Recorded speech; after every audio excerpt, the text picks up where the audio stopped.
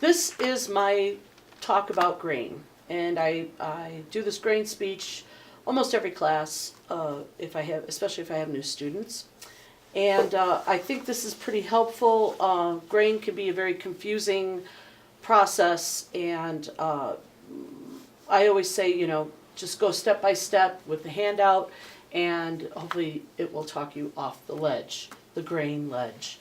So, first I'm going to tell you how to find the grain in your materials, and then I'm going to tell you why this is so bloody important. Okay? So, first of all, grain. Grain in the paper, it has to do with the fibers of your paper. Paper is made of a pulp of basically fibers, plant fibers, and water. There's a few other things in there, but I'm not concerned about those right now. I'm just talking about the plant fibers and water. And when it's pulled up on like a mold and decal, which is the screen where the fibers mesh out and mix up, it kind of felt almost, where they're creating a fabric or the paper, and the water comes out, and as it shook, the fibers tend to lay in one direction more than another direction. Okay? What I like to tell my students is to imagine those fibers magnified, so they're like pieces of straw. So think of those fibers floating around, large fibers, and they're lining up. The way they line up, that is your grain direction. Okay, so let's talk about the paper, how to find it in paper. So there's a few different ways. Some papers have lines on them, and you can only see that if you look up in the light. So I'll hold it up to the light on the ceiling or the window, and you should be able to see lines on some papers. You'll see lines that are running really, really close together in one direction, all the way across the whole sheet of paper, right next to each other. Those are called your laid lines, L-A-I-D. And then there are lines that are running about an inch apart in the light that you can see there, and these all look kind of like watermarks. They'll be about an inch apart, and they're running perpendicular to the other lines. And those are called your chain lines, C-H-A-I-N. And those are paper making terms. It has to do with the mold that the screen that the paper's pulled up on. And if you look and you can see your chain lines, the grain direction runs parallel to the chain lines.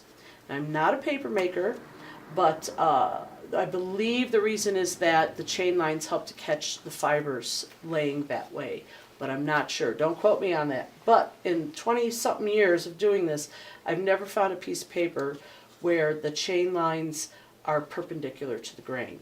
So when you see those lines and you see the chain lines, you know that the grain is running parallel to the chain lines.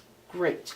So what happens if you have paper that's called wove, that has no laid lines on them at all, no chain lines? So there's tons of paper out there that have the wove, the even mesh, so you don't see any kind of grain lines. So what do you do then? Your next step then is to put your paper on a hard surface, and you want to bend it in one direction and put a little bit of pressure where it would be bending, and see how much fight back, how much pushback you're getting at that bend. Then turn it and do it in the other direction and feel how much spring back you're getting. Don't do it in the air. I always have students doing this in the air. It drives me bonkers. Do it on a hard surface, because you're not going to be able to feel it the other way. So again, turn it one way, bend it. Now this way it feels really easy. It's bending very easy. I don't have a lot of fight underneath there. When I turn it this way and bend it the opposite direction, I can feel a push underneath my hand. It's springing back a lot. So now, let's talk about those straw fibers I was talking about earlier. So if you are bending the fibers with each other, next to each other, that's with the grain. If you're trying to bend that straw against itself, it wants to spring back at you or break. Okay? So when you're bending it and it's very, very easy, then that's with the grain. So the grain direction runs this way. If it is fighting you, that's against the grain. So you'll hear that term many times too, against the grain. So with the grain, it folds easily. Against the grain, it springs back at you. That I technically call the bendy test, B-E-N-D-Y. Okay, write that down. The bendy test. You will find your grain direction probably about 90% of the time with the bendy test. Okay? So, another way is a tearing test. And so say you're bending back and forth, and it feels the same. One thing that causes that is the fibers can be much smaller. And this happens a lot in recycled papers because they beat the fibers back down and they get smaller and smaller. Many of those beautiful papers from India that you'll see printed are recycled papers. So it's very hard to find the grain on those guys. So if you're bending back and forth and there's no grain direction you can tell, the next thing you do is a tear test. So I usually do it in a corner, and I'll tear in one direction and then the other direction. Now I want you to think, remember, like in a newspaper, when you try to tear a piece of paper, like an article or a picture out of the newspaper, you tear one way and it tears really straight, and then the other way you lose half of your picture, right? So if you're tearing it and it tears with the grain, it's going to tear very straight. If it's tearing against the grain, it's trying to find the grain. It's tearing it apart.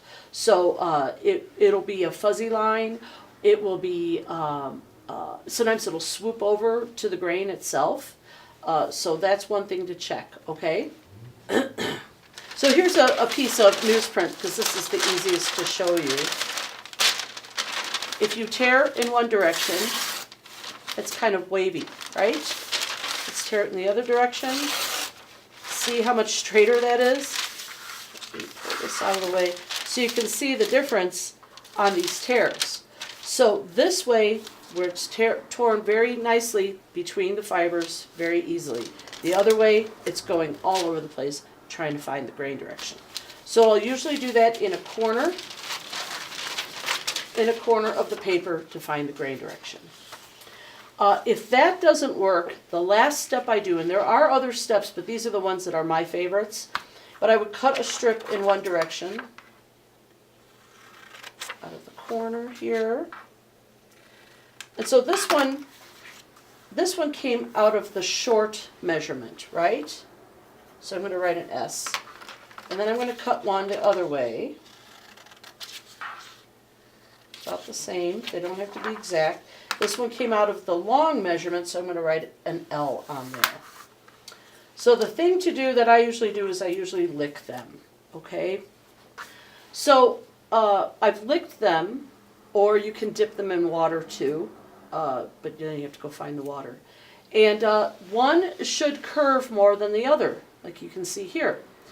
So this one's curving, this one's staying straight. The grain direction runs through the tunnel of this curl. So then let's lay this down on top of where we just cut them out. This was the long one, and this was the short one. So what this is telling me is that if it's running parallel through this curve, this way, and I line it up here, that means the grain direction is running this way. And if you do the bendy test, yes, the grain's running this way. So kind of cool. A little spitty, but cool. So if I go through all of those parts and I'm not finding a grain direction, then I leave it. The paper doesn't have a grain, or it's not strong enough to matter with the purpose of what I need. Well, let's talk about bookboard. When you buy bookboard, it comes in full sheets or half sheets or quarter sheets, and they should tell you which way the grain direction is running. So when you get your bookboard, I would draw lines on it, up and down in the grain direction, so you know which way the grain's running, so as you cut it up, you can tell. You can also do a bendy test on the board, but as the pieces get smaller and smaller, it gets harder to tell. So do yourself a favor, draw the lines on it right away. For book cloth is like regular cloth. It comes off of a loom that has warp threads and weft threads. The weft threads run right to left. That's how you remember it, weft and left. And so it's a woven cloth, and it usually has a paper backing or a starch that's impregnated into it, and that's so that the glues don't seep through and stain the fabric. But if you look at this cloth here, it has what's called a selvage edge. This is the selvage edge. So that means that's the ends of the weft. So that's where the thread switches directions and goes back and forth. The grain runs parallel to your selvage edge. So that's cool. If you ever think you're going to have problems finding your grain direction after that, just draw an arrow on the back, okay? And as you cut it up, if you cut a piece out on this side away from the selvage, again, mark your grain direction so you know. Some cloths are easy to tell the grain direction. They'll have this, what's called slubbing that runs, where it's a thick and thin thread that runs across the cloth, and that would be perpendicular to the grain direction. So that slubbing always runs with the warp and weft. Let me talk a little bit about industry stuff. This happens sometimes. It's not always a for sure, but many times in catalogs, they will list the grain direction as the second measurement. So if it said 18 by 24, the grain direction would run parallel to the 24. The other thing, and that's not always true, but it's supposed to be an industry standard, but some people don't know about that. So anyways, also, if the number is underlined in that, the grain direction runs parallel to the underlined number.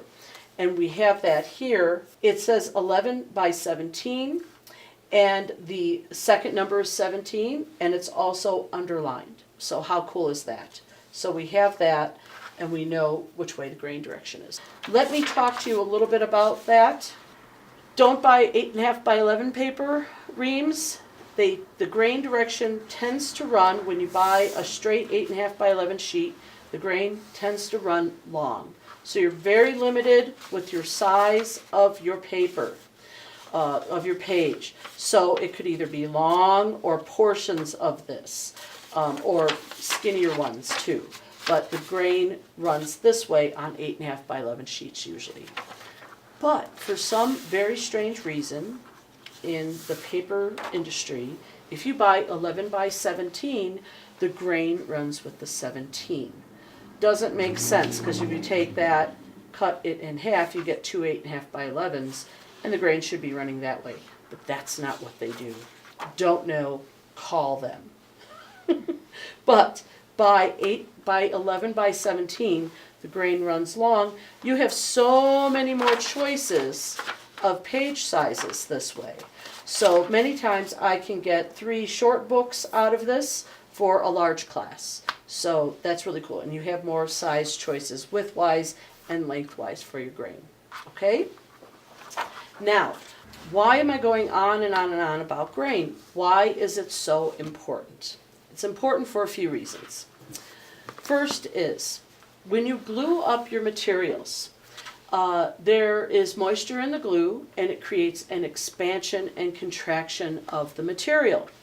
So when you want to match everything up. So in a book, everything is running parallel to the spine. All the grains are running parallel to the spine. So if you glue up your paper and put it on your board and the grain direction is matching, you'll have less warping. We always have to weigh stuff down anyway because of the moisture. But if you cross the grains, what happens as it dries, they start to bow and fight each other. So you want things to line up and have less problems that way.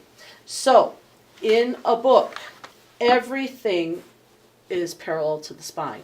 So that means the book board underneath here, the spine board, your cover paper, your cloth.